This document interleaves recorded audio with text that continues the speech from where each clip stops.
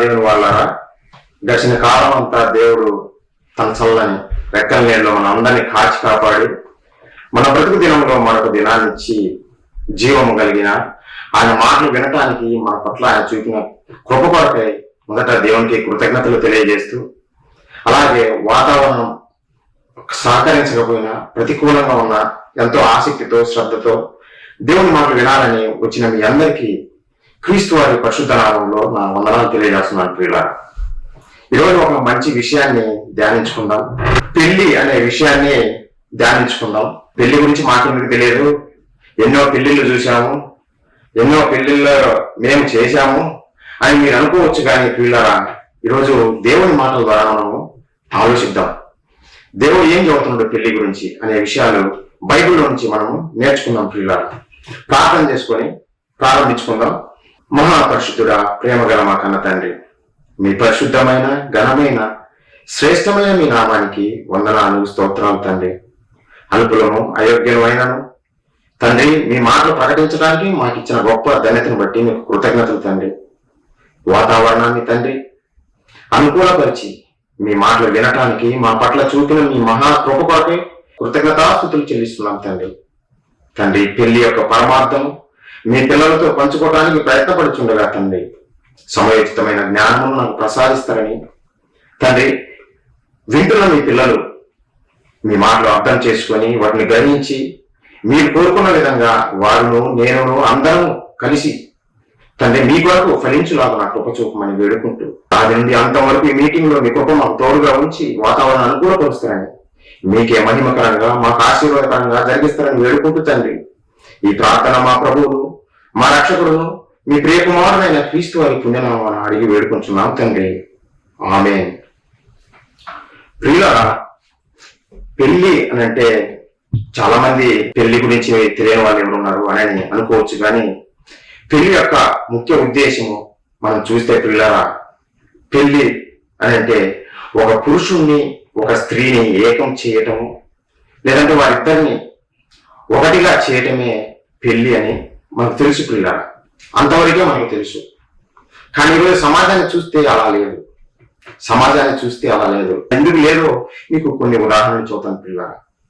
పెళ్లి అని అంటే ఒక పురుషుడు ఒక స్త్రీని వారిద్దరిని ఒకటిగా చేయటమే పెళ్లి అని మనకు తెలుసు ప్రియులారా. దాన్నే వివాహము అని మనం అంటాం ప్రియులారా. అయితే ఈరోజు సమాజంలో ఎలా అయిందంటే విపరీతమైన ధోరణితోటి ప్రతి ఒక్కరూ ప్రవర్తిస్తున్నారు. మేము డెవలప్ చెందాము, మా టెక్నాలజీ గొప్పది అని విర్రవీగుతున్నటువంటి సమాజము వాళ్ళు పెళ్లికి నిర్వచనం అనేది మార్చేశారు పిల్లలు. ఈరోజు సమాజంలో మనం చూస్తే ఒక పురుషుడు పురుషుని వివాహం చేసుకుంటున్నాడు, ఒక స్త్రీ మరొక స్త్రీని వివాహం చేసుకుంటుంది. ఎంత ఘోరమైన ప్రక్రియ ఇది ఆలోచించండి. పెళ్లి అంటే మనకు తెలిసింది ఏంటంటే ఒక పురుషుడు ఒక స్త్రీని చేసుకోవడము, లేదంటే వారిద్దరిని ఏకం చేయడమే పెళ్లి అని మనకు తెలుసు. కానీ ఈరోజు సమాజం మనం చూస్తే ఒక పురుషుడు మరొక పురుషుని వివాహం చేసుకుంటున్నాడు, ఒక స్త్రీ మరొక స్త్రీని వివాహం చేసుకుంటుంది. వీరికి ఏమర్థమైంది పెళ్లి అంటే ప్రియులరా, ఈ భూమి మీద బతికిన అల్పకాలంలో, ఈ కొంతకాలంలో తమ శరీర కోరికలు నెరవేర్చుకోవడానికి, తమలో పుట్టే విపరీతమైన శరీర కోరికలు నెరవేర్చుకోవడానికి పెళ్లి చేసుకోవాలి అనుకుంటుందే కానీ సమాజము, దేవుడు అసలు పెళ్లి ఎందుకు పెట్టారనే సంగతి ఎవరు ఆలోచించలేదు. ఎవరికి తెలియదు, ఈవెన్ నాకు కూడా తెలియదు. బైబిల్ చదివినంత వరకు నాకు కూడా పెళ్లి యొక్క పరమార్థం తెలియదు. నేనేమనుకున్నానంటే ఒక కుటుంబంగా ఏర్పడాలంటే పెళ్లి చేసుకోవాలేమో అనుకున్నాను, అంతే తప్ప బైబిల్లో చదివిన తర్వాత దాని పరమార్థం అర్థమైన పిల్లరా ఈరోజు మీకు తెలియచేయాలని ఆశపడుతున్నాను. ఈరోజు సమాజంలో డెవలప్ చెందిన కంట్రీలలో మనం చూస్తే అమెరికా, యూరోప్, ఇలా ఏ కంట్రీలో చూసినా పురుషుడు చేసుకుంటుండే వివాహము, స్త్రీని వివాహం చేసుకుంటుంది. నేను అమెరికా వచ్చినప్పుడు స్టార్టింగ్ లో నేను ఒక షాపింగ్ మాల్కి వెళ్ళినప్పుడు ఒక వ్యక్తి ఒక స్త్రీని అడుగుతున్నాడు. అది చూసి నేను ఆశ్చర్యపోయిపోయాను. నేను స్టార్టింగ్ లో వచ్చాను కాబట్టి నాకు అంత తెలియదు, కల్చర్ తెలియదు కనుక ఏమన్నాడంటే, ఒక అమ్మాయి పెళ్లి చేసుకోవటానికి ఎదురు చూస్తుంది, నువ్వు రెడీగా ఉన్నావా చేసుకోవటానికి అని ఒక స్త్రీని అడుగుతున్నాడు. అంటే నాకు అబ్బాయి ఉన్నాడు, మా అబ్బాయిని పెళ్లి చేసుకుంటావా అని మనం అడుగుతాం. మనం అడుగుతాం పిల్లరా. కానీ వీళ్ళు విచిత్రంగా ఏంటో తెలిసిన, నీ కొరకు ఒక అమ్మాయి ఉంది, చేసుకుంటావా పెళ్లి అని అనేసరికి నేను స్టన్ అయిపోయినా. ఇదేంటి అమ్మాయి పెళ్లి చేసుకోవడం ఏంది అని అంటే పిల్లరా, నిజంగా ఇక్కడ కల్చర్ చాలా ఘోరంగా ఉంది. దేవునికి విరోధమైన భావంతో ప్రతి ఒక్కరూ జీవిస్తున్నారు పిల్లరా. ఈరోజు భారతదేశంలోకి కూడా ఇది ప్రవేశించింది. ఈ మధ్యన తెలంగాణలో ఒక అబ్బాయి ఇంకొక అబ్బాయిని పెళ్లి చేసుకుని వచ్చేసరికి ఇంటికి వచ్చేసరికి తల్లిదండ్రులు కూడా సహకరించారు ఆ పెళ్లికి. ఆశ్చర్యం ఏమిటంటే తల్లిదండ్రులు కూడా సహకరించి ఆ పెళ్లి జరిగించారు. ఎంత ఘోరంగా ఉందో మనం ఆలోచించచ్చు పిల్లలు. ఈ సమాజము ఎక్కడికి వెళ్తుందో మనం ఆలోచించచ్చు పిల్లలు.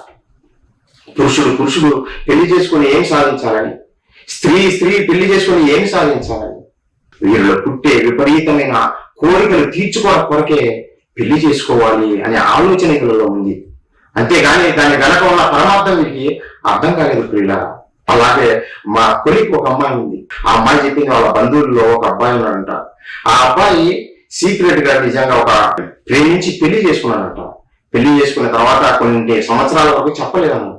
తర్వాత ఎందుకో చెప్పాలనిపించింది. తన తల్లిదండ్రులకు చెప్పినప్పుడు సరే బాబు తీసుకుంటారా, అమ్మాయిని తీసుకుంటారా, ఇంటికి తీసుకుంటారా, ఎంతకాలం బయట ఉంటావా అని చెప్తే ఆ అబ్బాయి ఎవరిని తీసుకొచ్చారో తెలిసిన ఇంటికి ఒక అబ్బాయిని తీసుకొచ్చారు.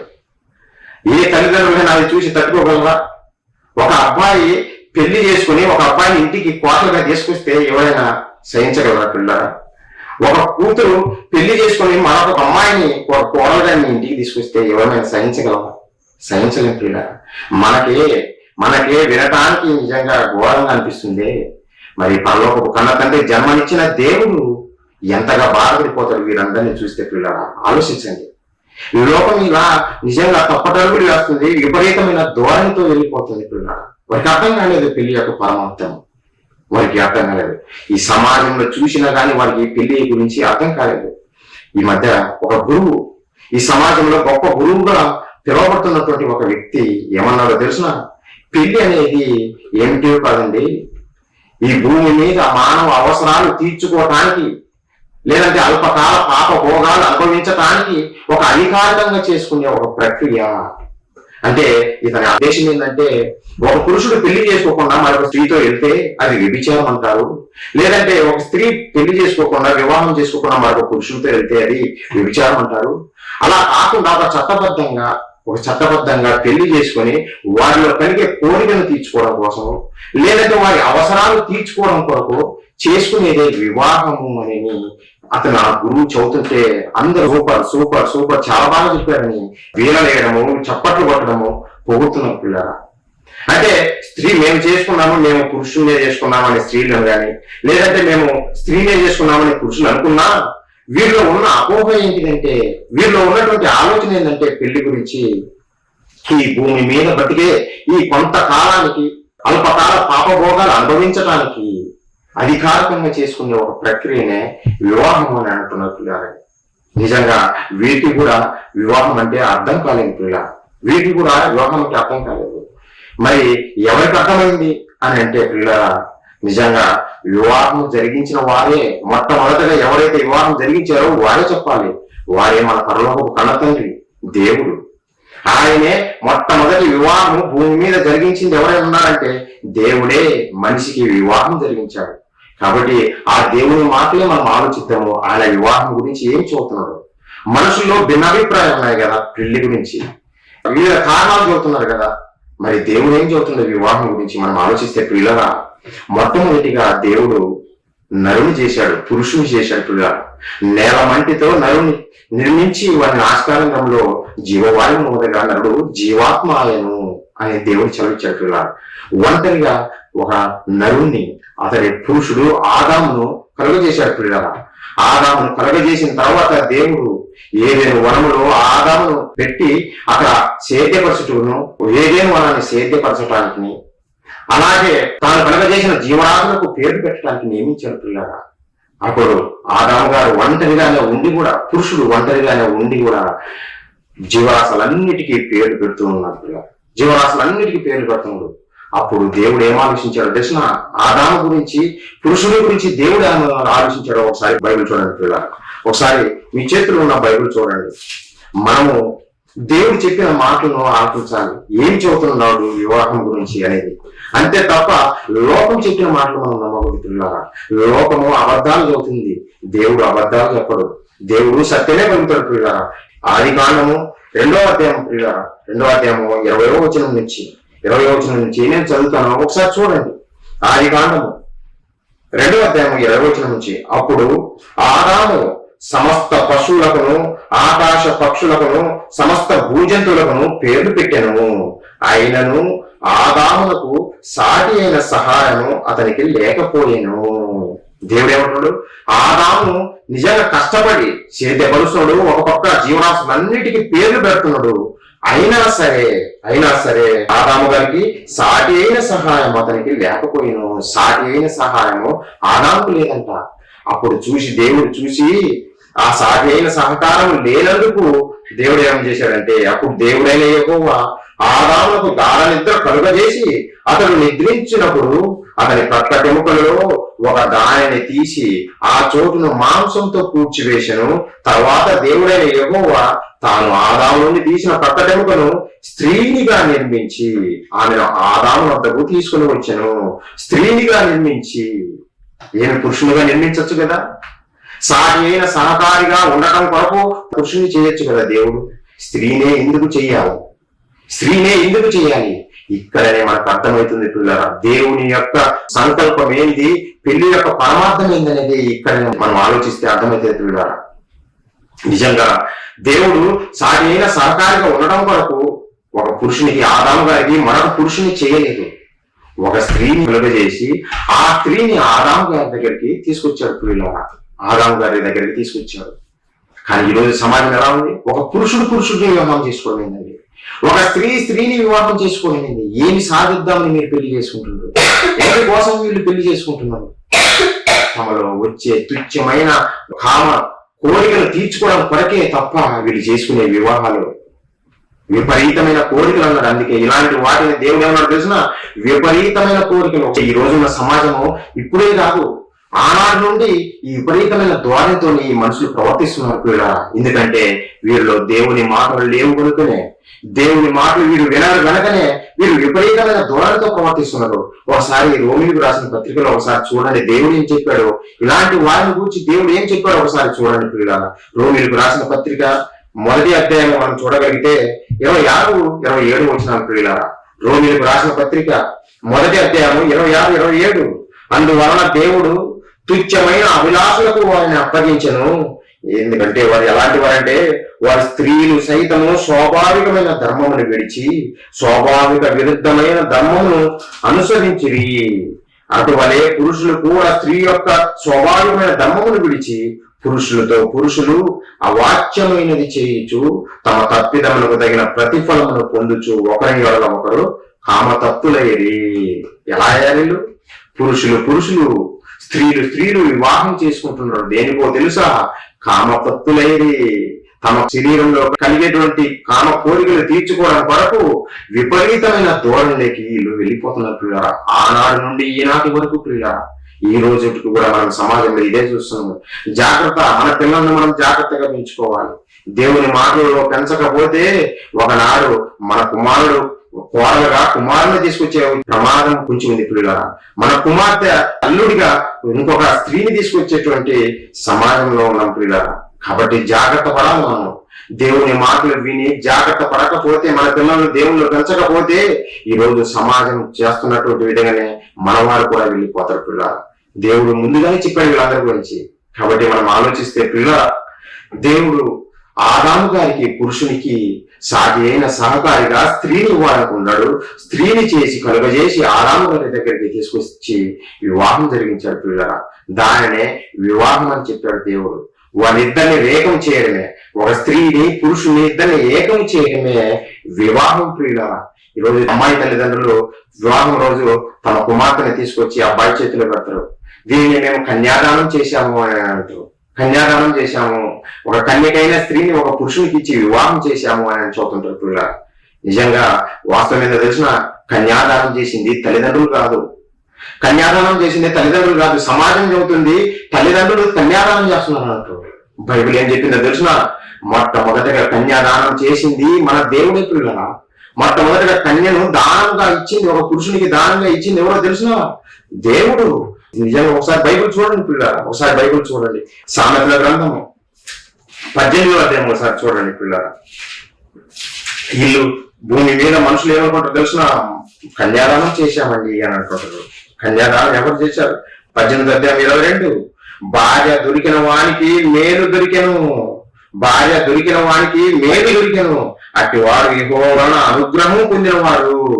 భార్య దొరికిన వాడు దేవుని వలన అనుగ్రహం పొందినవాడు. దేవుడే భార్యను అనుగ్రహించాలి, అలాంటి వారికి మేలు అని దేవుడు చెబుతుంది పిల్లగా. అలాంటి వారికి మేలు. కానీ ఈరోజు భార్యను హింసించే భర్తను చూస్తున్నాం. అలా ఉండకూడదు పిల్లగా. దేవుడు అనుగ్రహించాలి నీకు స్త్రీని, పురుషుని ఇవ్వలేదు. నీకు పురుషుని చేసి ఇవ్వలేదు దేవుడు, ఒక స్త్రీని నీకు ఇచ్చారు దేవుడు. నీకు మేలు దానం చేశాను అంటున్నాడు. అదే సామెతల గ్రంథం మనం చూస్తే 19వ అధ్యాయం ప్రియులారా ఒకసారి చూడండి. దేవుడు చెబుతున్న మాట 14వ వచనం. సామెతల గ్రంథము 19వ అధ్యాయం 14వ వచనం ప్రియులారా. గృహమును విత్తమును పితరులు ఇచ్చిన స్వాస్థ్యము సుబుద్ధి గల భార్య యెహోవా యొక్క దానము. సుబుద్ధి గల భార్య యెహోవా యొక్క దానము. ఎవరు దానం చేశారు? దేవుడు. మనుషులు కాదు దానం చేసింది. మొట్టమొదటి నరుడికి ఆదాము గారికి స్త్రీని సాటి అయిన సహకారిగా ఉండటం కొరకు స్త్రీని ఇస్తే, ఈ రోజున్న మనకు తల్లి గర్భంలో స్త్రీని నిర్మించి నువ్వు పెద్దవాడిపోయిన తర్వాత నీకు స్త్రీని భార్యగా ఇస్తున్నాడు ప్రియులారా. నీకు మేలు చెయ్యాలని దేవుడు భార్యని ఇచ్చాడు, నీకు కీడు చెయ్యాలని కాదు. నీకు సాటి అయిన సహకారిగా ఉండడం కొరకు స్త్రీని ఇచ్చాడే తప్ప నిజంగా నీకు కీడు చేయడం కొరకు రాదు. అందుకే దానం అంటే పిల్లల ఫ్రీగా ఇచ్చేది, అది జ్ఞాపకం చేసుకోండి. దానం అంటే ఏదో మనం కష్టపడి పని చేసాం కనుక మనకు జీతం వచ్చింది కాదు, జీతంతో వచ్చింది కాదు స్త్రీ. దేవుడే నీకు స్త్రీని ఇవ్వాలనుకున్నాడు, ఇచ్చాడు. స్త్రీని దానంగా ఇచ్చాడు పిల్లల. మరి దేవుడు ఎందుకు స్త్రీని ఇచ్చాడు మనం ఆలోచిద్దాం పిల్లల. సాటి అయిన సహకారి అన్నాడు. దేనికి సాటి అయిన సహకారి? స్త్రీ. ఏముందండి, భర్తనంగా పురుషుడనంగా బయటికి వెళ్ళాలా, జాబ్ చేయాలా, లేదంటే పొలం పని చేయాలా, కష్టపడాలా? మరి ఇంట్లో పని ఎవరు చేస్తారండి? భార్య చేయాలి కదా, వంట పని చేయాలి కదా. లేదంటే పొలం నుంచి వచ్చిన నాకు కొంచెం ఒళ్ళు నొప్పులున్నా నాకు ఒళ్ళు నొప్పులు సరిచేసే ఎవరున్నారు? సాటిన సహకారి ఎవరున్నారు?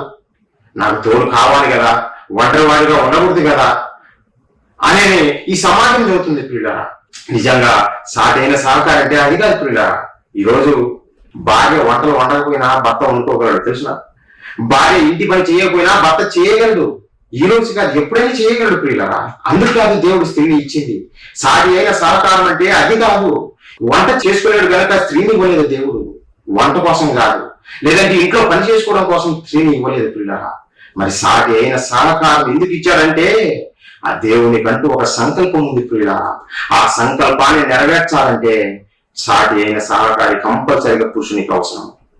అది వీరిద్దరి ద్వారానే జరుగుతుంది తప్ప నిజంగా ఒక పురుషుని వలన మాత్రమే జరగదు, ఒక స్త్రీ వలన మాత్రమే జరగదు. ఏంటిది ఆయన సంకల్పం అని మనం చూస్తే పిల్లలు ఒకసారి బైబిల్ చూడండి. ఎఫెసీయులకు రాసిన పత్రిక 1వ అధ్యాయం 4-6 వచనాలు చూడండి పిల్లలు. ఎఫెసీయులకు రాసిన పత్రిక దేవుడు తన సంకల్పం ఏందో చదువుతున్నాడు పిల్లలు. తన కోరిక, తన చిత్తం ఏంది అనేది మనకు ఇక్కడ తెలియజేస్తున్న పిల్లరా. ఎఫెసీయులకు రాసిన పత్రిక 1వ అధ్యాయం 4-6 వచనాలు చూస్తే పిల్లరా, ఎట్లనగా దేవుడు చదువుతుంది, ఎట్లనగా తన ప్రియుని యందు తాను ఉచితముగా మనకు అనుగ్రహించిన తన కృపామహిమకు కీర్తి కలుగునట్లు తన చిత్త ప్రకారమైన దయా సంకల్పము చొప్పున యేసు క్రీస్తు ద్వారా తనకు కుమారులుగా స్వీకరించుటకై. దాని సంకల్పం ఏంటంటే పిల్లలు కావాలంట, కుమారులు కావాలంట. అంటే కుమారులు స్త్రీలైనా పురుషులైనా ఆయన దృష్టిలో అందరము కుమారులే. ఇది పురుషుల కోసం చెప్పబడింది, స్త్రీల కోసం కాదనుకునేది పిల్ల. ఇది అందరి కోసం చెప్పబడిన మాట. పురుషులైనా స్త్రీలైనా దేవునికి అందరి కుమారులమే. ఆయనకు కుమారులు కావాలనుకున్నాడంట. మరి ఆయనకు కుమారులు కావాలనుకున్నప్పుడు మరి ఏం చేయాలి అని అనుకున్నప్పుడు దేవుడు చేశాడు. అదే పెళ్లి కార్యక్రమం ప్రారంభించాడు పిల్ల. ఈ భూమి మీద నా కొరకు అనేక మంది పిల్లలు కావాలి, నా స్వరూపంలో నా పోలికలో వీరు కనాలి, నా దగ్గరికి చేర్చాలి అనే దేవుడు అనుకున్నాడు పిల్ల. మీరు అనుకోవచ్చు, దేవుడు ఆయన పిల్లలు కావాలంటే ఆయన పెళ్లి చేసుకోవాలి కదా, మనకెందుకు పెళ్లి చేశాడు, మనకెందుకు పెళ్లి చేయాలి, మనకెందుకు స్త్రీని ఇచ్చాడు, మనకెందుకు పురుషుని ఇచ్చాడు అని మీకు డౌట్ రావచ్చు పిల్లరా. నిజంగా వాస్తవమే. కానీ మన పరలోక తండ్రి మనసు ఏందో తెలిసినా, మన తండ్రి మనసు ఏందో తెలుసా, పిల్లలు కావాలనుకున్నాడే గాని భార్యను కోరుకోలేదు. పిల్లలు కావాలనుకున్నాడే గాని భార్యను కోరుకోలేదు. ఆయన పెళ్లి చేసుకోవడంలో తప్పులేదు. ఆయనకంటూ ఒక స్త్రీని నిర్మించుకొని నిజంగా ఆయనే వివాహం చేసుకుని పిల్లలు కనొచ్చు, తప్పేం లేదు అది. కానీ పరలోక తండ్రి మనసు ఎంత గొప్పదో తెలిసిన, ఆయన పిల్లలు కావాలని కోరుకున్నాడే తప్ప భార్య కావాలని కోరుకోలేదు పిల్లరా. ఎందుకంటే తన పిల్లలమైన మన మీద తన 100% లవ్ మన మీదనే చూపాలనుకున్నాడు. భార్య ఉంటే భార్యకు కూడా కొంత లవ్ మనము చూపాలి కదా, భార్యను కూడా ప్రేమించాలి కదా. మరి ఆ భార్యలో లవ్ కూడా మన మీదనే చూపించాలనుకోండి మన పరలోక తండ్రి. ఒకవేళ భార్య కలిగి ఉంటే 50% పిల్లల మీద 50% భార్య మీద చూపిస్తే పిల్లలకి ఎక్కడ తక్కువ అవుతుందో అనే ఉద్దేశంతో పిల్లల దేవుని ఆలోచన చూడండి ఎంత గొప్పదో. భార్య వద్దు కానీ నాకు పిల్లలు ఉంటే చాలు, ఆయన నాకు పిల్లలుంటే చాలు, ఆ పిల్లల మీదనే 100% లవ్ నా ప్రేమ చూపాలి అనుకున్నాడు. అందుకే బైబిల్లో యోహాను సువార్త 3:10 ఉంది, దేవుడు లోకం ఎంతో ప్రేమించారు. ఎంతో అంటే అది ఇన్ఫినిటీ ప్రియులరా, దానికి కొలత లేదు, దానికి కొలత లేదు. నువ్వు ఆలోచిస్తుంటే వెళ్ళిపోతుంది ఆయన ప్రేమ ఎంత గొప్పదో, ఎంత ఎత్తులో ఉందో మనకు వెళ్ళిపోతాం. మీరు ఆలోచించండి పిల్లరా. ఈ రోజున్న సమాజాన్ని చూస్తే భర్త చనిపోయాడతో భార్య మరొక వివాహం చేసుకోవడానికి బయలుదేరుతుంది. అలాగే భార్య చనిపోతే భర్త మరొక స్త్రీని వివాహం చేసుకోవడానికి బయలుదేరుతాడు. కానీ మన తండ్రి, మనం నమ్ముకున్న మన పరలోక తండ్రి, మనకు జన్మనిచ్చిన మన దేవుడు, ఆయన ఆలోచన ఏందో తెలిసిన, నాకు పిల్లలు కావాలే కానీ నాకు మాత్రం వివాహం అవుతుంది. ఆయన నా ప్రేమంతా మీ మీదనే నేను చూపాలి, నా ప్రేమ అంతా మీకే చూపాలనుకున్నాడు పరలోక మన తండ్రి. అంత గొప్ప ప్రేమమయుడు మన దేవుడు పిల్లరా. ఎవరైనా గ్రహిస్తున్నారా ఆయన ప్రేమను? ఆయన ప్రేమను ఎవరైనా గ్రహిస్తున్నారా? గ్రహించడం లేదు పిల్లరా.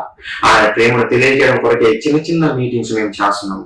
ఇచ్చిన మీటింగ్స్ చేసి ఆయన ప్రేమను తెలియజేసి ఆయన దగ్గరికి మిమ్మల్ని నడిపించాలనే ఒక మంచి ఉద్దేశంతో ఈ కార్యక్రమాలు చేస్తున్నాం పిల్లరా. విని నేర్చుకోండి. నిజంగా దేవుడు ఎంత ప్రేమ మీద ఆలోచించండి పిల్లరా. పెళ్లి చేసుకోవచ్చు కదా, తప్పే ఉంది. దేవుడు పెళ్లి చేసుకోవడంలో తప్పే ఉంది, తప్పు లేదు పిల్లరా. అయినా సరే ఆయన చేసుకోకుండా మనకు వివాహం జరిగించాడు. మీరు కనండి నాయన, మీరు సుఖ సంతోషాలతో ఉండండి. అందుకే సమస్తాన్ని ధారాళంగా దయచేశాడు మన ప్రభు పిల్లరా. సమస్తాన్ని మన సృష్టి ఏది చూసినా అది మనిషి కొరకే పనిచేస్తుంది తప్ప ఆయన కొరకు ఏం సృజించుకున్నాడు ఆలోచించండి. చివరికి ఆయన ఇప్పుడు ఉంటున్న పరలోకం కూడా ఎవరి కోసమే తెలిసిన, ఆయన పిల్లలమైన మన కొరకు. ఆయన కొరకు చేసుకోలేదు పరలోకాన్ని. దేవుడు పరలోకాన్ని దేవుని కొరకు చేసుకోలేదు తెలుసా, మన కొరకే. తన పిల్లలు తన రూపంలో పుట్టకొస్తున్న, తన స్వరూపంలో పుట్టకొస్తున్న ఈ మానవాళి కొరకే పరలోకాన్ని కూడా సిద్ధపరుస్తున్నది పిల్లల. ఆలోచించండి ఎంత గొప్ప ప్రేమామయుడో మన పరలోకపు కన్నతండ్రి. ఆలోచించండి ఎంత గొప్ప ప్రేమామయుడు, ఆలోచించండి. నిజంగా పిల్లల తనకు పిల్లలు కావాలనే ఆశతోటి ఇద్దరికి, ఆదాము గారికి స్త్రీ అయినటువంటి అవ్వమ్మ గారికి ఇద్దరికి వివాహం జరిగించాడు పిల్లల. వారిద్దరిని ఏకం చేశారు. ఏకం చేసి ఏం చెప్పాడు తెలుసా దేవుడు? ఆ పిల్లలు కావాలనే ఉద్దేశంతో ఏం చెప్పాడు ఒకసారి చూడండి. బైబిల్ ఆదికాండం 1:27-28 చదువుతాం. ఆదికాండము 1:27. దేవుడు తన స్వరూపమందు నరుని సృజించను, దేవుని స్వరూపమందు వారిని సృజించను, స్త్రీని గాను పురుషుని గాను వారిని సృజించను. స్త్రీని గాను పురుషుని గాను వారిని సృజించను. పురుషుడు పురుషుడుగా కాదు, స్త్రీగా కాదు, ఇద్దరిని, పురుషుడు స్త్రీని సృజించి దేవుడు వారిని ఆశీర్వదించను. ఏమని ఆశీర్వదించాడు? మీరు ఫలించి అభివృద్ధి పొంది విస్తరించి భూమిని నిండించి దాన్ని లోపరుచుకునండి. మీరు ఫలించండి. ఒక చెట్టు, మామిడి చెట్టు ఫలాలను ఇస్తుంది, ఎన్నో మామిడి పండ్లు, చెట్టు నిండా ఫలాలే ఉంటాయి. ఒక ద్రాక్ష పండు, ఆ చెట్టు నిండా ఫలాలే ఉంటాయి. అలానే నా పిల్లలారా, మానవులారా, మనుషులారా, మీరు ఫలించండి, భూమిని నిండించండి. నేను కలుగజేసిన ఈ భూమిని నిండించండి. ఈ రోజు చూస్తున్నాం కదా పిల్లల, ఈ ప్రపంచ జనాభా చూస్తే 800 కోట్లకు పైగా ఉంది ఈ జనాభా. ఎలా? దేవుడు ఆశీర్వదించాడు కనుక, దేవుడు వారిద్దరికి వివాహం జరిగించి వారిని ఆశీర్వదించాడు కనుకనే ఈరోజు భూమిని నిండిస్తున్నాడు మానవాళి ప్రియుల. దేవుడు తనకు పిల్లలు కావాలనుకున్నాడు, అందుకే పెళ్లి చేసి వారి గర్భాలను పండిస్తున్నాడు ప్రియుల. ఈరోజు భూమిని నిందించమని చెప్పాడు. అది దేవుని సంకల్పము, అది దేవుని సంకల్పం ప్రియులారా. అందుకే దేవుడు మనకు వివాహం జరిగిస్తున్నాడు తప్ప మరొక ఉద్దేశం కాదు ప్రియులారా. దేవుని ఉద్దేశం ఏంటంటే వాళ్ళకు పిల్లలు కనాలి, ఆయన స్వరూపంలో, ఆయన రూపంలో పిల్లలు కనాలనే ఉద్దేశంతో ప్రియులారా దేవుడు వివాహం జరిగించాడు. అంతే తప్ప నీ శరీర కోరికలు తీర్చుకోవడం కోసం కాదు. కానీ ఈరోజు డెవలప్ చెందిన కంట్రీలో ఏం చేస్తున్నారో తెలిసిన, భార్య గయ్యాలండి, నన్ను ఎప్పుడు హింసిస్తుందండి, నన్ను గౌరవించడం లేదండి, నేను ఆమెతో కాపురం చేయలేనండి అని చెప్పేసి విడాకులు తీసుకుంటున్నారు పిల్లలు. అలాగే భార్య కూడా అదే చెబుతుంది, నా భర్త దుర్మార్గుడు అండి, ఒకట్లా వేధింపులు వేధిస్తున్నాడు అని అనేక కారణాలు చెప్పి నిజంగా విడాకులు తీసుకునే రోజులు మనం చూస్తున్నాం పిల్లలు. ప్రతి దేశంలో చూస్తున్నాం. పెళ్ళైన తర్వాత మరలా విడాకుల వరకు బయలుదేరారు. మరి వీరికి అర్థమైందా? పెళ్లి యొక్క పరమార్థం అంటే అర్థం కాలేదు పిల్ల. పెళ్లి చేసుకున్నారు, తమ కోరికలు తీర్చుకున్నారు, మరలా విడిపోవాలనుకుంటున్నారు పిల్ల. ఇంకా ఇవి అభివృద్ధి చెందినటువంటి దేశాలలో అయితే 1 సంవత్సరం కలిసి ఉంటారు, నచ్చితే కలిసి ఉంటారు, తర్వాత విడాకులు అంటారు. భార్య అంతే, భర్త అంతే. లేదంటే 10 సంవత్సరాలు కలిసి ఉంటారు, తర్వాత మరలా విడాకులు అంటారు. నిజంగా నేను పనిచేస్తున్న ఒక యూనివర్సిటీలో అయితే భార్య భర్తలు నిజంగా వాళ్ళు ఏం చేశారంటే, 2 ప్రొఫెసర్స్ పిల్లలు, వాళ్ళు ప్రొఫెసర్స్ దాదాపు 70 సంవత్సరాల వయసు కలిగిన వారు ఆ వయసులో విడాకులు ఇచ్చారు. విడాకులు ఇచ్చి ఏం చేశారో తెలిసిన, వీరిద్దరు మరలా వివాహం చేసుకున్నారు. వీరికి అర్థమైందా వివాహం యొక్క పరమార్థం ఏందో? ఇలాంటి వారికి అర్థమైందా పిల్లరా? అర్థం కాలేదు. వీరికి ఎంత అర్థమైంది ఏంటో తెలిసిన, మన శరీర కోరికలు సాటి అయిన సహకారం అంటే ఈ భూమి మీద మన ఇష్టాలు నెరవేర్చుకోవడం కొరకు మనకు సాటి అయిన సహకారం అనుకుంటున్నారే కానీ స్త్రీని నిజంగా దేవుని సంకల్పాన్ని నెరవేర్చడానికి వివాహం జరిగిందనే సంగతి ఈ మనుషులకు అర్థం కావడం లేదు పిల్లరా. అందుకే వివాహం చేసుకున్న తర్వాత మరలా విడాకులకు బయలుదేరుతున్నారు. నిజంగా పిల్లరా, విడాకులు తీసుకుంటే దేవునికి నచ్చదు తెలుసా? విడాకులు అంటే దేవునికి నచ్చదు. దేవుడు ఏమన్నాడో తెలుసా? విడాకులు తీసుకున్న వాళ్ళని చూసి ఒకసారి చూడండి, మలాకి గ్రంథం దేవుడు ఏం చెప్పాడు? విడాకులకు బయలుదేరేటువంటి వారిని గురించి దేవుడు పలుకుతున్న మాటలు ఒకసారి చూడండి పిల్లరా. మలాకి గ్రంథము 2వ అధ్యాయము 16వ వచనం ఒకసారి చదవండి. భార్యను పరిత్యజించుట నాకు అసహ్యమైన క్రియ అని ఇశ్రాయేలీయుల దేవుడు యెహోవా సెలవిస్తున్నాడు. భార్యను పరిత్యజించుట అంటే భార్యకు విడాకులు ఇవ్వడం అనేది నాకు హేయమైనది, నాకు అసహ్యమైన క్రియ అంటున్న పిల్లరా. ఆలోచించండి, ఒకసారి వివాహం చేసుకుంటే మరలా విడిపోవాలని కోరుకోకూడదు తెలుసా? యేసుక్రీస్తు వారు అదే చెప్పాడు. ఒకసారి నువ్వు పెళ్లి చేసుకున్నాక మరలా విడాకులు ఇవ్వద్దు నాయన, విడాకులు ఇవ్వద్దు. మరి మనం కారణాలు ఎన్నో చదువుతాం. ఆమె మంచిది కాదండి, నా భర్త మంచోడు కాదని అని మనం చదువుతుంటాం పిల్లలు. దానికి కూడా పరిష్కారం దేవుడు చెప్పాడు. యేసుక్రీస్తు వారు ఏం చెప్పారు చూడండి ఒకసారి పిల్లలు. ఒకసారి నువ్వు వివాహం జరిగించిన తర్వాత నువ్వు విడిపోకూడదు. 6వ వచనం నుంచి ఒకసారి చూడండి పిల్లలు. మత్తయి సువార్త 19వ అధ్యాయం 6వ వచనం నుంచి. కాబట్టి వారిగా ఇద్దరు కాక, ఎవరు? పురుషుడు స్త్రీలు వారిద్దరు కాదు, వారిద్దరు కాక ఏక శరీరంగా ఉన్నారు కనుక దేవుడు జతపరిచిన వారిని మనుషుడు వేరుపరచకూడదని చెప్పాను. దేవుడే వారిద్దరిని జతపరిచాడయ్యా. దేవుడే పురుషునికి కన్యాదానం చేశాడు. కన్యకైన స్త్రీని పురుషునికి భార్యగా ఇచ్చాడు. ప్రియరా, యేసుక్రీస్తుని వారు క్లియర్ గా చెప్పారు. ఒకసారి పెళ్లి చేసుకున్న తర్వాత నువ్వు మరలా విడాకులు ఇవ్వద్దు నాయన. వారిని జతపరిచింది దేవుడే. దేవుడు సంకల్పానుసారంగా దేవుడు వారిద్దరిని జతపరిచారు. ఎందుకో తెలిసిన, వారిద్దరి గర్భంలో దేవుని స్వరూపంలో పుట్టబోతున్న నరులు రాబోతున్నారు. వారి కొరకే దేవుడు ఎదురు చూస్తున్నాడు. వారిని కావాలనే దేవుడు ఎంతో ఆశతోటి వారిద్దరికి వివాహం జరిగించాడు. స్త్రీ పురుషుల మధ్య వివాహం జరిగించాడు పిల్లలు. అది తెలుసుకోకుండా మానవాళుడు ఈరోజు ఆమె నచ్చలేదు, మరి పెళ్లికి ముందు ఐ లవ్ యూ అని చెప్పావు, మ్యారేజ్ ముందు ఐ లవ్ యూ అని చెప్పావు, సంవత్సరాల తర్వాత తిరిగావు ఆమె చుట్టూ. లేదంటే అమ్మాయి తిరుగుతుంది అబ్బాయి చుట్టూ. పెళ్లి చేసుకున్న తర్వాత 1 సంవత్సరానికి 2 సంవత్సరాలకే అప్పటికే అయిపోయిందని ప్రేమ. పిల్లల మనిషి శరీర కోరికలు తీర్చుకోవడానికే పెళ్లి చేసుకుంటున్నాడే తప్ప నిజంగా దేవుని సంకల్పాన్ని నెరవేర్చాలని ఎవరు పెళ్లి చేసుకుంటున్నారో ఆలోచించండి. దేవుని చిత్తాన్ని మేము నెరవేర్చాలి, అందుకే మేము వివాహం చేసుకుంటున్నాము అని ఆలోచించేవారు ఎవరైనా ఉన్నారా పిల్లరా? నిజంగా నాకు కూడా తెలియదు కానీ దేవుని కృపను బట్టి పెళ్లి చేసుకునే టయానికి మహా జ్ఞాన గ్రంథము మా చేతిలోకి వచ్చింది. దేవుడు నేర్పించాడు, పెళ్లి చేసుకుంటే దేవుని కొరకు మనం పెళ్లి చేసుకోవాలి, దేవుని సంకల్పాన్ని నెరవేర్చాలి అనే మాటలు బైబిల్లో నుంచి చదివినప్పుడు అందుకే ఈ కార్యక్రమాలు చేస్తున్నాం పిల్లరా. అందుకే నా వివాహంలో కూడా మేము ఆ రోజు దేవుని యొక్క మాటలు, పెళ్లి గురించిన మాటలు వినిపించాము దైవజనుల ద్వారా. క్రీస్తు వారు క్లియర్ గా చెప్పాడు, పెళ్లి చేసుకున్నావా ఇంకా విడిచిపోతున్నాను నీ భార్యను, నువ్వు కంప్లైంట్ చేయొద్దు, నా భార్య చెడ్డదని నువ్వు చెప్పొద్దు, నా భర్త చెడ్డోడు తాగుబోతాడు దుర్మార్గుడని నువ్వు చెప్పొద్దు అని దేవుడు చెబుతాడు. మరి ఎలా కాపురం చేయాలి అని మనం డౌట్ అవచ్చు పిల్లరా. నిజంగా మన హృదయాల్లో దేవుని మాటల్లో ఉంటే ఎలాంటి గయ్యాలతోనైనా మనం కాపురం చేస్తాము, ఎంతటి దుర్మార్గుడితోనైనా కాపురం చేస్తాం. బైబిల్లో నుంచి కొన్ని మాటలు మీకు చూపిస్తా ప్రియులారా, కొన్ని మాటలు చూపిస్తా. వివాహం నిలబడాలంటే, వివాహం దేవుని సంకల్పానుసారంగా నిజంగా ఉండాలంటే దేవుడు చెప్పిన సూత్రాలు మనం పాటించాలి. 3 సూత్రాలు ఉన్నాయి ప్రియులారా. దేవుని సంకల్పానుసారంగా నిజంగా వివాహం జరిగించి మన గర్భాలు పండించి పిల్లలు రావాలని చూశాడు కనుకనే ఆ వివాహాన్ని దేవుడు ఘనమైనదిగా ఇచ్చాడు.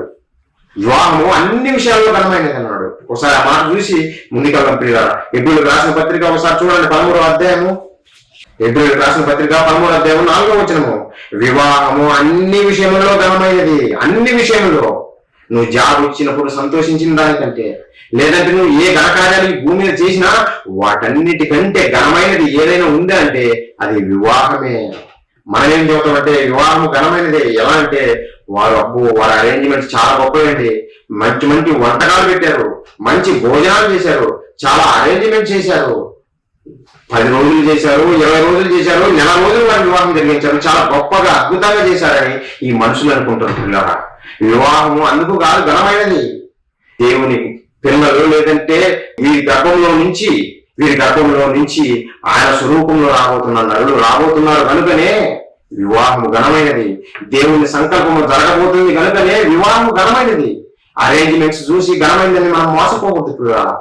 అంత ఘనమైన వివాహాన్ని మనం నిలబెట్టుకోవాలా. మన తుది శ్వాస వరకు నిలబెట్టుకోవాలి. విడాకులు కోరవద్దు. నిలబెట్టుకోవాలంటే ఏం చేయాలి? దేవుడే చెప్పాడు సూత్రాలు పిల్లరా. మన వివాహం నిలబడాలంటే, మనము నిజంగా దేవుని కొరకు బ్రతకాలంటే, ఇద్దరు కలిసి దేవునిలో గడగాలంటే ఏం చెప్పాడంటే దేవుడు 3 సూత్రాలు చెప్పాడు పిల్లరా. ఒకసారి చూడండి ఆ మాటలు.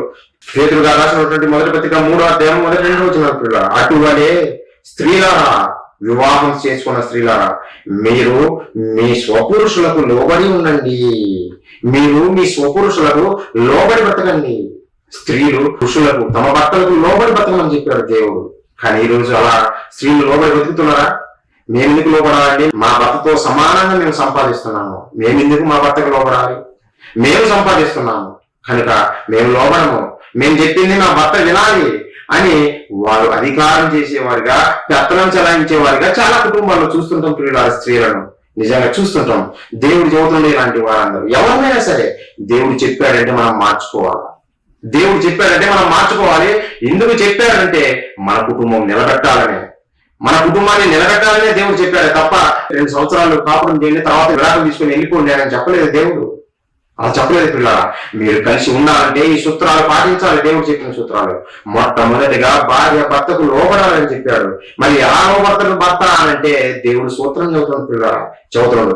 అందువలన వారు ఎవరైనాను వాక్యములకు అవిధేయులైతే వారు భయముతో కూడిన మీ పవిత్ర ప్రవర్తన చూసి వాక్యము లేకుండానే తమ భార్యల నడవడం వల్ల రాబట్టవచ్చును. ఎలా రాబట్టవచ్చు భర్తలు? మా భర్త దుర్మార్గుడు అండి, మా భర్త తాగుబోతండి, నా మాట వినడండి అని కంప్లైంట్ చేస్తుంటారు చాలా మంది పిల్లారా. స్త్రీలారా జ్ఞాపకం చేసుకోండి దేవుడు చెబుతున్న మాటలు. మీ యొక్క సత్య ప్రవర్తన చూసి, మీ యొక్క పవిత్ర ప్రవర్తన చూసి మీ భర్త కంపల్సరిగా ఏదో రోజు మారిపోతాడు. ఏదో రోజు నీ ప్రేమను చూసిన నీ భర్త ఏదో రోజు మురిసిపోతాడు పిల్లారా. నీ మాట వింటడు. తాగడం మానేయమంటే తాగడం మానేస్తాడు, లేదంటే నీ దుర్మార్గతలు మానేయంటే నీ భర్త మానేస్తాడు. ఎందుకో తెలుసునా? దేవుడు చెప్పాడు సూత్రం ముందే. భర్త తన తల్లిదండ్రులను కూడా విడిచి తన భార్యను హత్తుకుంటాడని చెప్పాడు. అంటే తల్లిదండ్రుల కన్నా ఎక్కువగా ప్రేమించేది భార్యనే భర్త. తల్లిదండ్రులను అప్పటి వరకు ప్రేమిస్తాడు, పెళ్లి అవ్వగానే వెంటనే తన భార్యను ప్రేమిస్తాడు. ప్రేమించడం మొదలు పెట్టాడు పిల్ల. అలాంటి భార్య ప్రేమగా చెబితే భర్త వింటాడు. కాకపోతే లోకం ఎక్కడ ఉందంటే మనమే ప్రేమ చూపించడంలో విఫలమైపోతున్నాము. మన భర్తల మీద ఎదుటి వారికి కంప్లైంట్ చేస్తాము, చుట్టూన్న వారికి కంప్లైంట్ చేస్తాము, మన తల్లిదండ్రులకు కంప్లైంట్ చేస్తాము. చివరికి ఎవరు పరిష్కారం చేయరు. ఒకవేళ నీ భర్త తప్పు చేస్తే మనం నమ్ముకున్న దేవుడికి చెప్పు.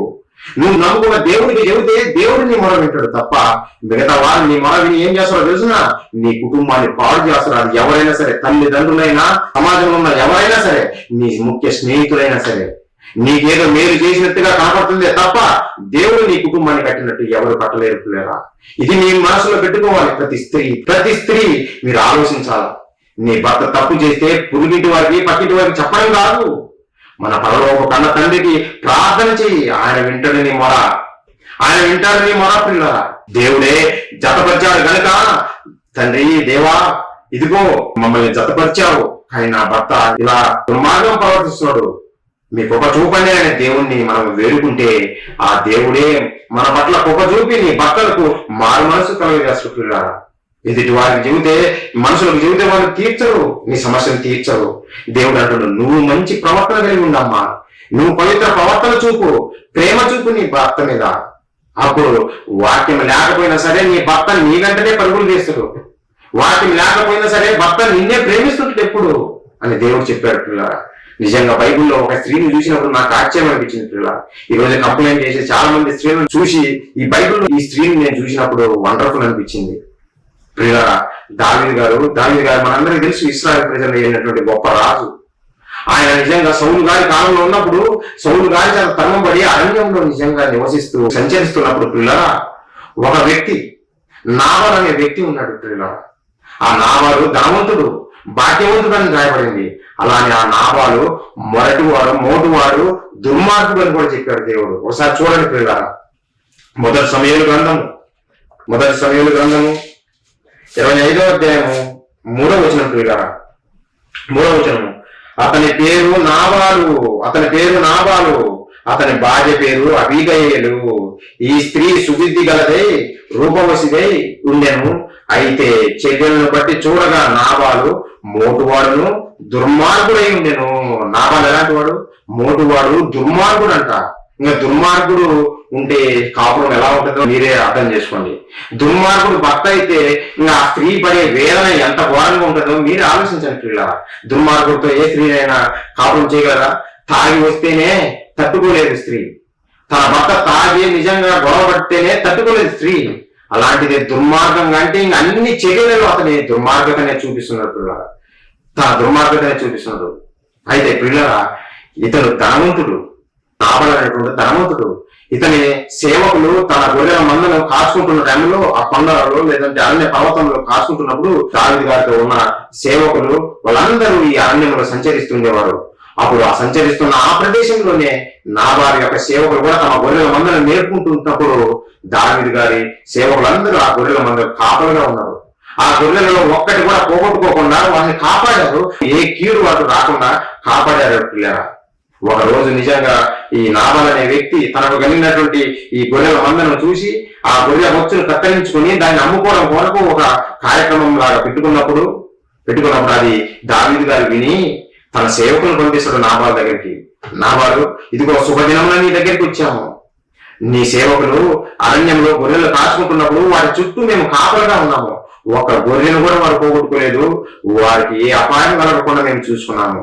కాబట్టి ఈ రోజు నీకు నిజంగా గొర్రెల బొచ్చు కత్తిరించుకుని నీకు సంపాదించుకుంటున్నావు కదా, ఈ రోజు మేము ఇబ్బందుల్లో ఉన్నాము.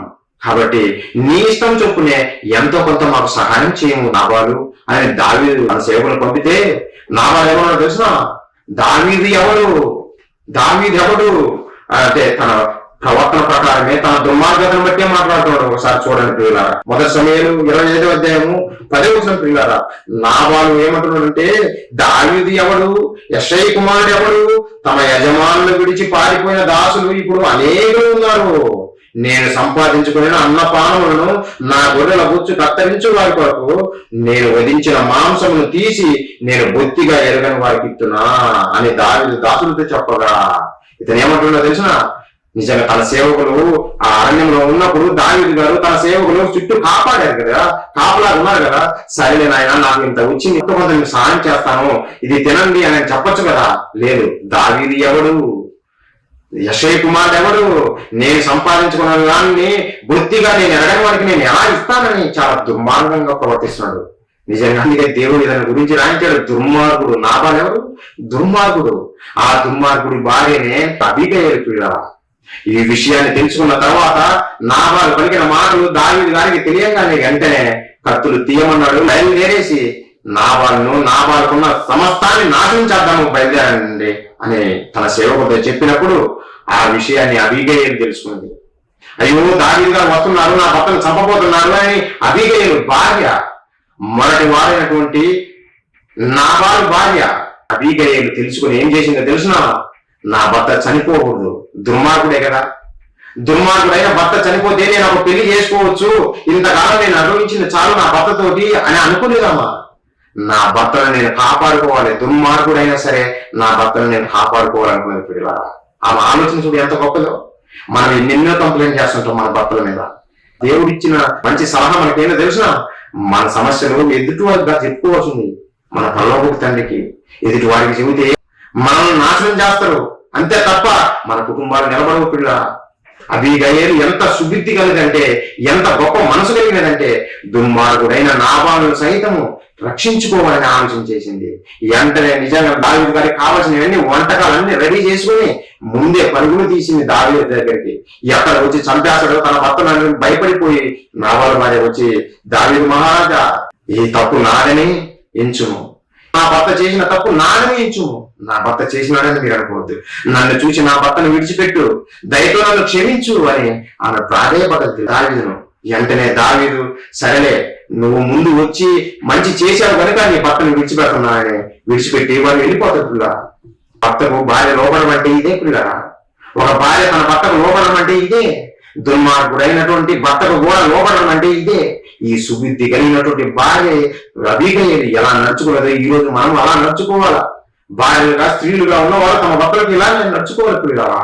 దేవుడు మెచ్చే క్యారెక్టర్. తర్వాత ఏం జరిగిందో తెలిసిన, నాబాలు మోటువాడు దుర్మార్గుడైన తన దుర్మార్గతను విడిచిపెట్టలేదు కనుకనే దేవుడు మొత్తాడు, నాబాలు చనిపోయాడు. తర్వాత ఏం జరిగింది? అబీగయీలు ఆ దుర్మార్గం నుంచి విడుదల వచ్చిన తర్వాత దేవుడు ఆ అబీగయీలను దావీదుకి ఇచ్చి వివాహం జరిగించాడు. దావీదు అబీగయీలను పెళ్లి చేసుకున్నాడు. చివరికి రాని తెలిసిన ఆమె కనపరిచినటువంటి సుబుద్ధి లక్షణాలను బట్టి దుర్మార్గమైన తన భర్త యొక్క ప్రవర్తనను ఏమాత్రం అసహించుకోకుండా ఓపికతో ఉన్నది కనుకనే చివరికి రాజు భార్య అయిపోయింది, రాణి అయిపోయింది. ఈ రోజు మన జీవితాల్లో కూడా ఇలాంటివి మనం సంభవించవచ్చు పిల్లలు, ఇలాంటివి చూస్తుండొచ్చు. భర్త మారటం లేదని నువ్వు ఓపికతో దేవుడి కొరకు ఎదురు చూడు. దేవుడే మారుస్తాడు నీ పవిత్ర ప్రవర్తనను బట్టి. ఒకవేళ మారలేదా దేవుడే చూసుకుంటాడు ఆ భర్త చేసినటువంటి కీడును బట్టి. అప్పుడు దేవుడు హెచ్చించేది నిన్నే. ఓ స్త్రీ ఆలోచించు, పిల్లలు మీరు ఆలోచించండి. భార్య భర్తకు లోబడాలి, లోబడితే దేవుడు దీవిస్తాడు, ఆశీర్వదిస్తాడు. అనే గొప్పవారిని నిలబెట్టేది దేవుడే పిల్ల. ఏదో మంచివారైతే లోబడమని చెప్పలేదు దేవుడు.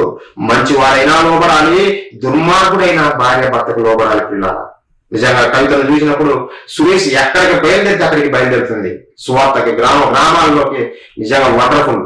ఇలాంటి కప్పులే దేవుడు కోరుకుంటున్న పిల్ల. మన జీవితంలో మనం ఇలా చేస్తున్నామా? సువార్త పరిచర్యకు భార్య భర్తలు ఇద్దరం బయలుదేరుతున్నామా? ఆలోచించండి, మీరు ఎవరైనా ఆలోచించండి పిల్ల. దేవుడు బతుకునిచ్చింది ఎందుకు? మన కార్యాలు చేసుకోవడం కొరక. మనం భూమి మీద బతికి 60-70 సంవత్సరాల పాటు బతికాడనుకో, దానికోసమేనా? మోషే గారు నిజంగా సింహాసనం ఇచ్చినా, ఐగుప్తు సింహాసనం ఇచ్చినా ఏమన్నా తెలిసిన? ఏమన్నానంటే, తండ్రి ఈ అల్పకాల పాప భోగాలు అనుభవించడం కంటే నా ప్రజలతో శ్రమ అనుభవించడం నాకు మేలు తండ్రి. నేను ఇశ్రాయేలు ప్రజలతోనే బయలుదేరుతాను కానీ ఈజిప్టు సింహాసనం నాకు వద్దనుకున్నాడు మోషే గారు. అంత గొప్ప నాయకుడు అయ్యాడు పిల్లరా. ఆ రోజు దేవుని ఇల్లంతటి నమ్మకమైన వాడుగా దేవుడు పిలిచాడు ఆయన. ఈ రోజు మనకు లేదు ఆ బాధ్యత. దేవుడు మనకు జన్మనిచ్చి ఈ బ్రతుకులు కావాల్సినవి మన చేతిలో పెట్టి మనల్ని ప్రతి నిత్యము కాపాడుతున్నప్పుడు ఆ తండ్రి గురించి మనం ఆలోచించద్దా? మనం భార్య భర్తల మీద గొడవలు పడుకుంటూ భర్త దేవుని పని చేస్తానంటే భార్య వద్దు, లేదంటే భార్య నేను చర్చికి వెళ్తానంటే భర్తను వద్దు అని చెబుతుంటే ఈ సమాజం చూస్తున్నప్పుడు ఎంతో బాధ అనిపిస్తుంది పిల్ల. మీ ఇద్దరిని ఏకం చేసిందే దేవుడు. ఆ దేవుని కొరకు బ్రతకాలని ఆయన ఏకం చేశాడు. ఆయన కొరకు పిల్లలను కానీ ఆ పిల్లలను దేవుళ్ళు పెంచాలని నీకు గర్భఫలాన్ని ఇస్తుంటే ఏ రోజైనా నీ గర్భఫలాన్ని దేవుని కొరకు పెంచుతున్నావా? ఏ రోజైనా దేవుని సన్నిధికి నీ పిల్లల్ని పంపిస్తున్నావా? లేదు. మీరు రారు, మీ పిల్లల్ని పంపించరు. మరి దేవుని ఆశ ఏమైపోతుంది పిల్లలారా? ఆయన సంకల్పం ఏమైపోతుంది? దేవుని మాటలు కలిగి ఉన్నటువంటి మహా జ్ఞానం కలిగి ఉన్నటువంటి మనమే మన తండ్రికి లోబడకపోతే ఇక ఎవరు లోబడతారు మన తండ్రికి పిల్లలారా? ఆలోచించండి. నిజంగా మనమందరం పిల్లలారా మన తండ్రి కొరకు బ్రతకాలి. అందుకే మనకు పెళ్లి చేశాడు దేవుడు, అందుకే మన గర్భాలను తెరిచాడు దేవుడు, మన తండ్రి కొరకు మనం బ్రతకాలని. కాబట్టి పిల్లలారా విడాకులు కోరే విధంగా మనం ఉండవద్దు. స్త్రీ తన భర్త చట్టవాలని విడాకులు పాడకూడదు, లోబడి బ్రతకడం నేర్చుకోవాలి. మరి పురుషుడికి ఏం చెప్పాడు దేవుడు? 2వ సూత్రం. పురుషుడికి ఏం చెప్పాడంటే ఒకసారి అదే అధ్యాయం పేతురు గారు రాసినటువంటి మొదటి పత్రిక పిల్లలారా 3వ అధ్యాయం పిల్లలారా 7వ వచనము. అటువలే పురుషులారా జీవమును కృపావరములో మీ భార్యలు మీతో పాలివారై ఉన్నారని ఎరిగి ఎక్కువ బలహీనమైన ఘటమని భార్యను సన్మానించి మీ ప్రార్థనలకు అభ్యంతరం కలగకున్నట్లు జ్ఞానము చొప్పున వారితో కాపురం చేయండి. జ్ఞానం చొప్పున వారితో కాపురం చేయండి. నీ భార్య బలహీనమ ఘటమైన ఎంచి నువ్వు ప్రేమించు నాయన. నీ భార్యను నువ్వు ప్రేమించాలే గాని ఈమె గయ్యాలండి, నన్ను గౌరవించదు, సమాజంలో నన్ను అవమానపరుస్తుంది, పెద్దలు నన్ను ఇంటికి వచ్చినా సరే ఈ భార్య ప్రవర్తన చూసి అసహించుకుంటున్నారు, ఈమెతో ఎలా కాపురం చేయాలని చాలా మంది కంప్లైంట్స్ ఉంటాయి. ఇప్పుడు నిజంగా అసహించుకునేది నిన్ను అసహించుకోరు కదా. నువ్వు ప్రేమించి నువ్వు మంచిగా ఉంటే నిన్ను అసహించుకోరు ఎవరు. నీ భార్య ప్రవర్తన బట్టి నీ భార్యను అసహించుకోవచ్చు. మరి నువ్వెందుకు అంత ఫీల్ అయిపోతున్నావు? నువ్వెందుకు అంత ఫీల్ అవుతున్నావు? నిజంగా దేవుడు ఏం చెప్పాడంటే, నీ భార్య నిన్ను దూషించినా లేదంటే గౌరవించకపోయినా నీ భార్యను నువ్వు ప్రేమించాలి నాయన. నువ్వు భార్యను నువ్వు ప్రేమించాలి. ఆమె బలహీనమైన ఘటం అన్నాడు దేవుడు. ఆమె చిన్నదానికి బాధపడుతుంది, ప్రతి చిన్నదానికి ఏడుస్తారు, వాళ్ళు బాధపడిపోతారు, ఆవేశంలో మాట్లాడతారు. మాట్లాడినంత మాత్రాన ప్రేమ లేదని అనుకోవద్దు. నువ్వు ఆవేశంలో మాట్లాడినంత మాత్రాన నేనేదో హింసిస్తున్నారు లేదంటే నీకేదో కీడు చేయాలని అనుకోవటం లేదు. నీ ప్రేమ చూపు నీ భార్య పట్ల. అప్పుడు నీ భార్య నీ మాట ఎందుకు వినదు? వింటది పిల్లరా. నీ భార్య పట్ల నువ్వు చూపే ప్రేమను బట్టే నీ భార్య కూడా నీ మాట వింటది. దేవుడు చెప్పాడు. నిజంగా ఒక వాస్తవాన్ని దేవుడు మనకు బైబిల్లో రాయించాడు పిల్లరా. ఈ రోజు మనం అందరం తెలుసు, మన ఆలోచన తెలుసు, దేవునికి పనికి రాని వారిగా దేవునికి దూరస్తులుగా బతుకుతున్న మనం ఎన్నో పాపాలు చేసి మన తండ్రికి దూరం అయిపోయిన వారిని. కానీ పరలోక కన్న తండ్రి మనల్ని ప్రేమించి ఏం చేశాడు తెలిసిన? తన ప్రియ కుమారుడు భూమి మీదకి పంపించాడు. మన కొరకు ప్రాణం పెట్టమన్నాడు తెలుసా?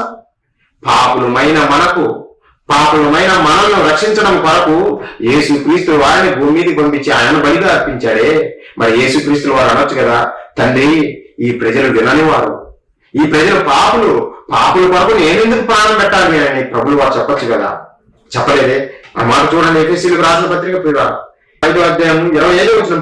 25 పురుషులారా మీరును మీ భార్యను ప్రేమించుడి, అటువలే క్రీస్తు కూడా సంఘమును ప్రేమించి అది కలంకమైనను మోతాయినను అటిది మరి ఏ రైలు లేక పరిశుద్ధమైనది గాను నిర్దోషమైనది గాను మహిమగల సంఘము గాను ఆయన తన ఎదుట దానిని నిలవబెట్టుకున్నవాళ్ళని వాక్యంతో ఉదక స్నానం చేత దానిని పవిత్రపరిచి పరిశుద్ధపరచుటకై దాని కొరకు తనను తాను అప్పగించుకున్నాను.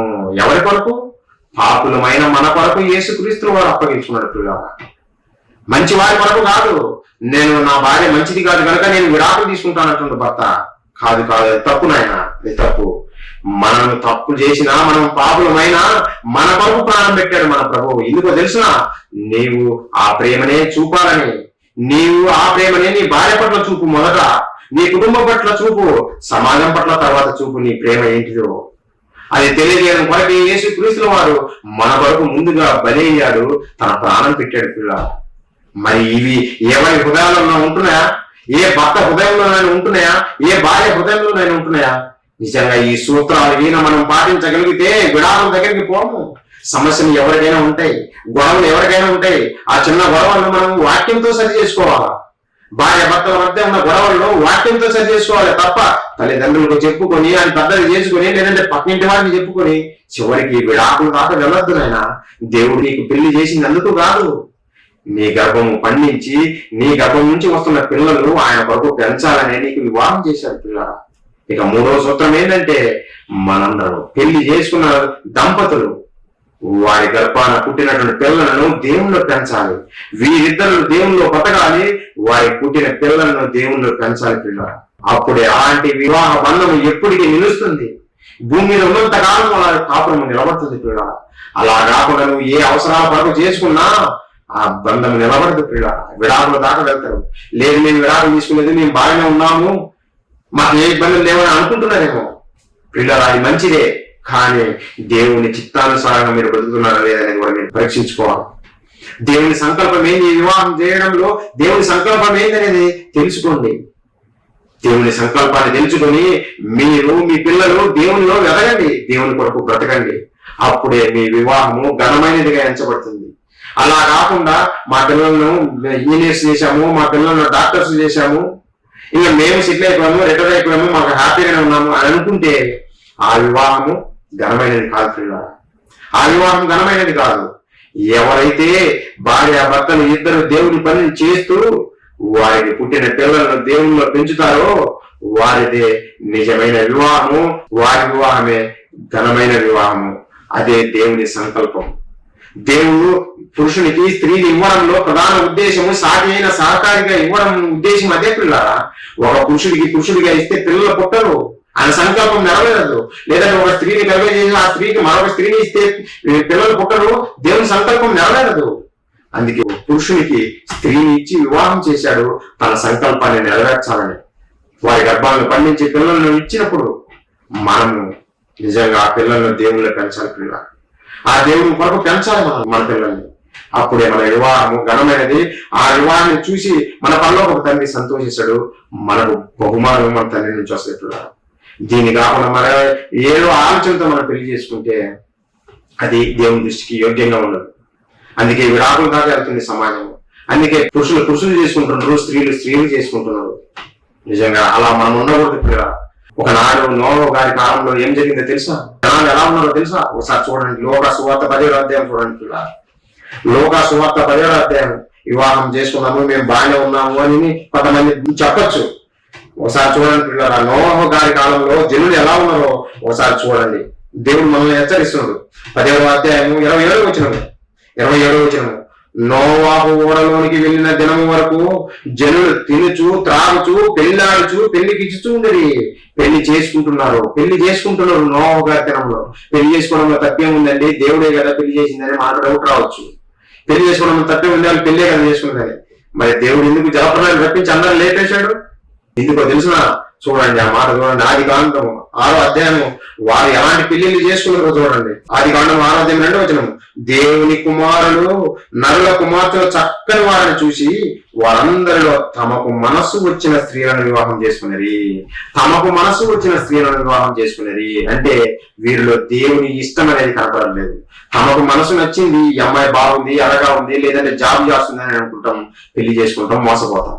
లేదంటే ఈ అబ్బాయి బాగున్నాడు, జాబ్ చేస్తుండ్రు, మంచి ఆస్తి ఉంది, పెళ్లి చేసుకుందాం అనుకుంటాము, చివరికి మోసపోతాం. పిల్ల అందుకే దేవుడు ఆ రోజు దేవుని సంకల్పానుసారంగా వారు పెళ్లి చేసుకోలేదు కనుకనే ఆ రోజు జలప్రలయం రప్పించాడు. దేవుడు విపరీతమైన కోరికలతో వాళ్ళు పెళ్లిళ్ళు చేసుకుని తమను నాశనం చేసుకుంటున్నారు కనుకనే దేవుడు సహించలేక వారిని నాశనం చేశాడు. పిల్ల ఈరోజు మన వివాహాలు నిజంగా ఘనంగా ఎంచబడాలంటే మన తల్లి కొరకు మనం బ్రతకాలి, మన పిల్లలను మన దేవుల్లో మనం పెంచాలి. అప్పుడే మన వివాహం ఘనమైనది. అప్పుడే దేవుడు మన వివాహాన్ని చూసి సంతోషిస్తారు. పిల్లరా మీరందరూ అలానే ఉండాలని కోరుకుంటూ, ఒకవేళ యవ్వనస్తులు ఎవరైనా పెళ్లి కాని వారు ఉంటే మీరు చూడవలసింది అమ్మాయి దేవుని యందు భయభక్తులు ఉందా లేదనే చూడాలి, అబ్బాయి దేవుని యందు భయభక్తులు ఉన్నాడా లేదని చూడాలి. వారు దేవుళ్ళలో కాకుండా లోక సంబంధంగా జాబ్ ఉంది, ఎర్రగా ఉంది ఇలాంటివి చూసి మనం మోసపోతే అవి విడాకులు దాకా వెళ్ళవచ్చు. పిల్ల ఎన్నిటిలో చూస్తున్నాం ఈరోజు సమాజం. కాబట్టి మనం ఎవరిని మనం ఉండకూడదు. మన తలలో ఒక తండ్రి ఇష్టానుసారంగా మనం బ్రతకాలి, మన తండ్రి సంకల్పాన్ని మనం నెరవేర్చాలి. కాబట్టి మీరందరూ ఈ మాటలు అర్థం చేసుకుని, పెళ్లి పరమాత్మను అర్థం చేసుకుని దేవుడు కోరుకున్న విధంగా బ్రతకాలని కోరుకుంటున్నాను. పిల్లల దేవుడు వివాహం జరిగించింది తన సంకల్పాన్ని జరిగించడం కొరకే తప్ప ఈ మనుషులు చెబుతున్నటువంటిగా లోకం చెబుతున్నలాగా తమ శరీర కోరికలు తీర్చుకోవడం కోసము కానే కాదు. పిల్లల అలాగే ఎవరు పెళ్లి జరిగిన తర్వాత మళ్ళీ వారిని విడదీసే ప్రక్రియ చేయకూడదు. పిల్లల అది తప్పు. దేవుని కొరకు వారు బ్రతకాలి, వారి తుది శ్వాస వరకు ఒకరినొకరు కలిసి ఉండాలి తప్ప విడాకులు వెళ్ళకూడదు. ఒకరినొకరు అర్థం చేసుకుని ప్రేమ చూపాలి. పిల్లల కాబట్టి మీరు అందరూ అర్థం చేసుకుని ఆ విధంగా బ్రతుకుతారని నేను మనసారా కోరుకుంటూ ప్రార్థన చేసుకుని ముగించుకున్నాం. పిల్లల అందరూ తల ఉంచినట్లయితే ప్రార్థించుకుందాం. మహాపరిశుద్ధుడా, ప్రేమ గల మా కన్న తండ్రి, మీ పరిశుద్ధమైన ఘనమైన శ్రేష్టమైన మీ నామానికి వందనాలు, స్తోత్రాలు తండ్రి. వాతావరణం నాయన ఇబ్బంది పెట్టినా మీరు అనుకూలపరిచి సమస్తాన్ని సవ్యంగా జరిగించిన విధానాన్ని బట్టి మీకు కృతజ్ఞతలు తండ్రి. మీ మాటలు మా బ్రతుకులు మార్చేవి, జీవము కలిగిన మీ మాటలు తండ్రి. కొన్ని మీ పిల్లలతో పంచుకోవడానికి మీరు చూపిన కృప కొరకే కృతజ్ఞతలు తండ్రి. విన్న మీ పిల్లలు విని విడిచిపెట్టి వారిని మోసం చేసుకోకుండా మేమందరము తండ్రి మీ సంకల్పాన్ని అర్థం చేసుకొని మీ సంకల్పానుసారంగా బ్రతుకులాగున మీరు ఏర్పరిచినట్లు ఈ వివాహ బంధాన్ని మా తుది శ్వాస వరకు నిలబెట్టుకుంటూ భార్యాభర్తలుగా మీ సేవలో ఉంటూ తండ్రి మీరు మాకు ఇచ్చిన గర్భఫలాలను మీ జ్ఞానంలో పెంచుతూ మీ కొరకు పెంచేవారిగా నాయన మమ్మల్ని అందరినీ మీ మాట వినడానికి వచ్చిన ప్రతి కుటుంబంలో ప్రతి దంపతులను బట్టి ప్రార్థిస్తున్నాం తండ్రి. అలాగే పెళ్లి చేసుకోబోతున్న యవనస్తులను బట్టి కూడా ప్రార్థిస్తున్నాం తండ్రి. వారు ఆలోచించాల్సింది మీ మాటను బట్టి తండ్రి. మీ చిత్తాన్ని నెరవేర్చే పురుషుడు కావాలనుకోవడం, మీ చిత్తాన్ని నెరవేర్చే స్త్రీ కావాలని కోరుకోవడం, అలాంటి మంచి మనసు కలిగి వారు మీ కొరకు ఫలాలు తెచ్చేవారిగా వారిని దీవించమని వేడుకుంటున్నాం తండ్రి. మీ పరిచర్య చేసే గొప్ప భాగ్యమును మాకు అనుగ్రహించిన విధానం బట్టి కృతజ్ఞతాస్తుతులు తెలియజేస్తూ ఖమ్మము పరిసర ప్రాంత ప్రజలకు ఈ సత్య సువార్తను నాయన అనేక మందికి చేరులాగున నాయన ఈ సువార్తను ఇంకా ముందుకు నడిపిస్తారని కోరుకుంటూ కష్టపడుతున్న ప్రతి తమ్ములను బట్టి ప్రతి ఒక్కరిని సంఘ సభ్యులను బట్టి ప్రార్థిస్తున్నాం నాయన. అందరం ఏక మనస్సుతో ఏక భావంతో నాయన మీ నామ మహిమార్థమే జీవించులాగా కృప చూపమని వేడుకుంటూ నాయన పెళ్లి పరమార్థం ప్రతి ఒక్కరు తెలుసుకుని మీ కొరకు ప్రతిలాగా కృప చూపమని వేడుకుంటూ మీటింగ్ లో ఆది నుండి అంతం వరకు మీ కృప తోడుగా ఉంచి సమస్త సజావుగా మీకు మహిమకరంగా మాకు ఆశీర్వదకరంగా జరిగించిన విధానం బట్టి కృతజ్ఞతలు తండ్రి. ఈ ప్రార్థన మా ప్రభువును మా రక్షకుడును మీ ప్రియకుమారుడైన క్రీస్తు వారి పుణ్యనామని అడిగి వేడుకుంటున్నాం తండ్రి. ఆమేన్. ప్రియులారా, అందరికీ ప్రభు యేసుక్రీస్తు నామములో నా వందనాలు తెలియజేస్తున్నాను.